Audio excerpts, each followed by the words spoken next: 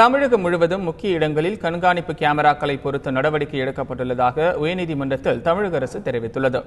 சென்னை நுங்கம்பாக்கம் ரயில் நிலையத்தில் இளம் பொறியாளர் சுவாதி கொல்லப்பட்டதை தொடர்ந்து உயர்நீதிமன்ற தலைமை நீதிபதி எஸ்.கே. கவல் தலைமையிலான அமர்வு தானாக முன்வந்து வழக்கு பதிவு செய்து விசாரணை நடத்தியது.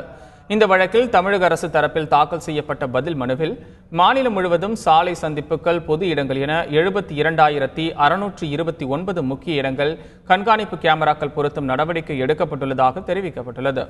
சென்னை நகரில் 1700 கேமராக்கள் பொருத்தும் திட்டமும், கண்காணிப்பு கேமரா பொருத்தப்பட்ட வாகனங்களை இயக்கும் திட்டமும் செயல்படுத்த முடிவு எடுக்கப்பட்டுள்ளதாக கூறப்பட்டுள்ளது. இந்த வழக்கில் ரயில்வே காவல் படையின் மூத்த மண்டல பாதுகாப்பு ஆணையர் தாக்கல் செய்த பதில் மனுவில் மதுரை, கோவை, திருச்சி, ஈரோடு, திருப்பூர், திருநெல்வேலி மற்றும் திண்டுக்கல் ரயில் நிலையங்களில் கட்டுப்பாட்டு அறைகள் அமைக்கப்பட்டுள்ளதாக தெரிவிக்கப்பட்டுள்ளது.